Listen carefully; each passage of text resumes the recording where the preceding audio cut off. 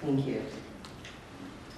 And on to the third and final part of the forum are the closing remarks.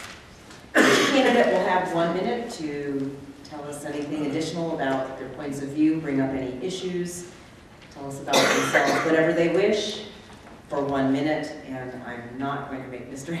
Haynes go first again. I am going to arbitrarily just start at the end of the table. So, Mr. Fritzler, you would take a minute for closing remarks.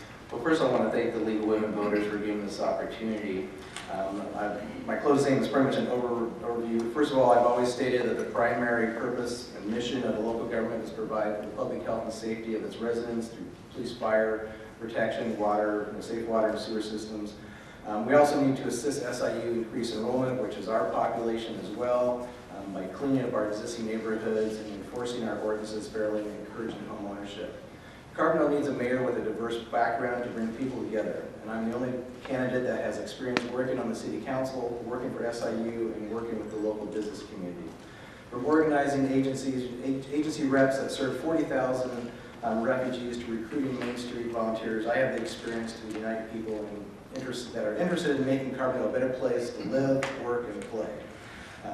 We can't really afford an orientation period for the next mayor, so if elected as the next mayor, I'm ready to hit the ground running. Thank you. Thank you. And Mr. Goldman. From 2008 to 2010, I provided leadership and administrative expertise to the university as chancellor under some very difficult circumstances. You all know the scope of the university, so I will not elaborate on it except to respond to a question. Less than 50% of the funding that is taken at SIU comes from the state. The rest of the time we have to hustle to find grants and other kinds of sources of funding. One area we have not touched upon, and that is the area of involvement in community activities. I believe that a mayor has to have been involved with a lot of community activities, so he's familiar with the agencies. I have done so over the 30 years that I have been here. Beginning my service as president of Carbondale Junior Sports, I'm a volunteer chaplain at the hospital. I was the first chairman of Carbondale Human Relations Commission, Convention and Tourism. I worked with Hospice of Southern Illinois and with CSRS, and currently I serve as chair of Southern Illinois Healthcare Foundation. It is my firm belief that the mayor has to know and be involved with community activities. Thank you. Mr. Haynes. I too would like to thank WSIU Radio, Ms. Dorsey Prosser for being our moderator this evening. I think you've done a wonderful job, the League of Women Voters, and my fellow candidates again. I think you've seen some diversity amongst all of us up here and an opportunity for some reflection. I may not have worked at SIU, I'll just use that, but I have worked in the private sector. I've been a leader in the business community in the private sector. I've worked myself up through that administrative rambles, as some people would say, in the private business world, and I've done pretty well for myself and my family.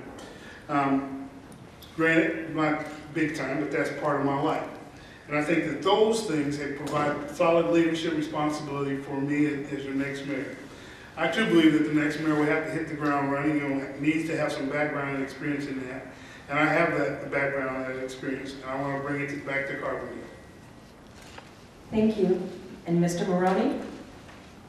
I would presume most of you that came here this evening have already made up your mind who you're going to vote for. They seem to be camps out here. But if you haven't, there's obviously very distinct differences between the four of us.